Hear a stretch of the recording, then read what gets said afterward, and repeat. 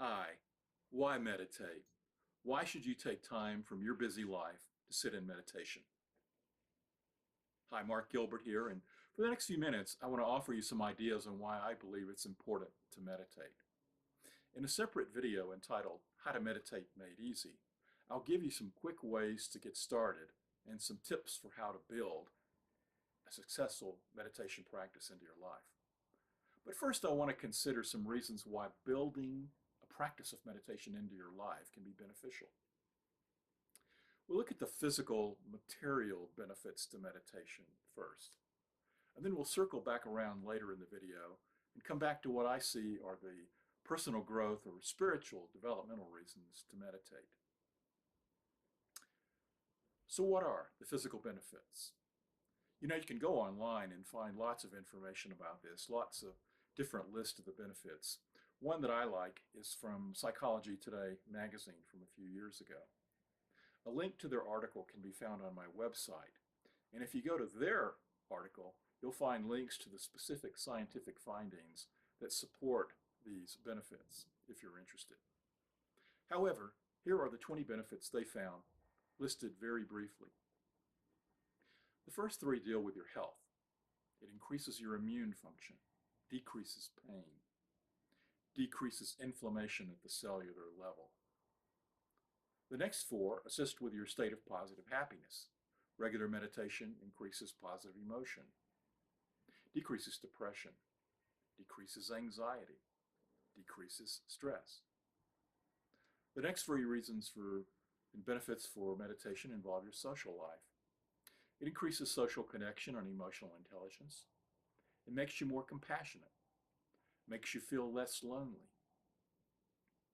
2 of their reasons relate to developing self-control.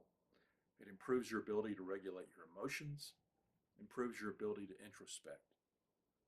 3 of their reasons relate to the physical nature of your brain and enhancements there, such as increasing gray matter, increasing the volume in areas related to emotional regulation, positive emotions, and self-control. It increases cortical thickness in areas related to paying attention. Then 4 of their reasons deal with increasing your productivity, such as increases your focus and attention.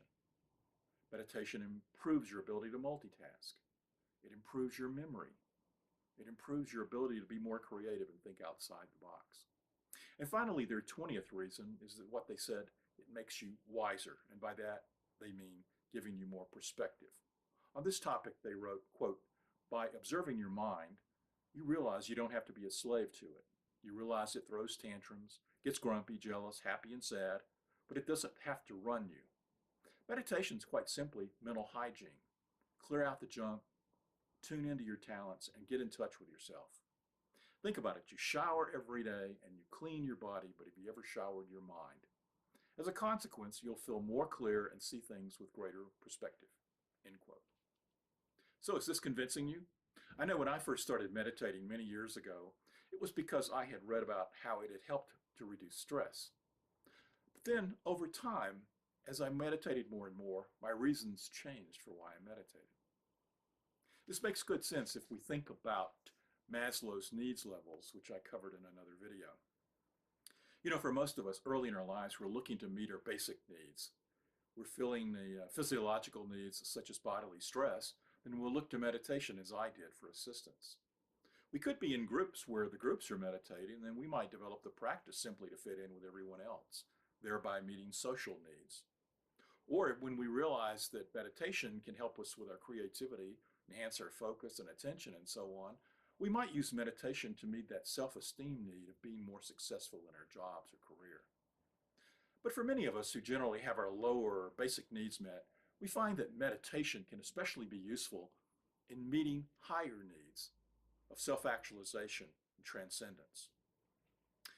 Ken Wilber in Integral Theory, as well as many others, teach that meditation can assist in our moving through developmental stages related to our states of consciousness. Most of us are familiar with our waking state of consciousness, such as right now, as well as the sleeping dream state and the deep sleep non-dream state. These 3 states of consciousness tend to be considered related to and part of this gross physical body that we walk around in.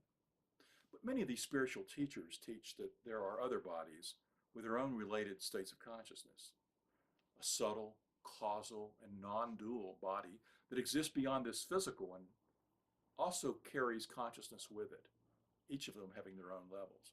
And many of us may occasionally bump into and experience these other bodies and these states of consciousness, but they're not a normal part of our lives. However, a regular practice of meditation can help us grow in our ability to experience these higher states of consciousness. These higher states might also be considered to be the peak experiences that Maslow wrote about and saw as being common at those who were at the level of self-actualization. Or we might consider them to be profound spiritual experiences, where we become more and more aware of a real reality beyond the physical. I know that's the truth for me. Hence, a regular practice of meditation can serve to remind us that there is a reality beyond the day-to-day physical world that is just as real, if not more so. As I've said in some of the other videos, we're spiritual beings having a human experience. The more that we're immersed in this physical world, the more our experiences tend to reinforce our humanness, our human side of life. But the best way to experience our spiritual nature and our connectedness to all that is via a regular practice of meditation. The more we can experience a spiritual world beyond the physical through this practice, the more we know firsthand that our real truth transcends this third dimension. Thank you.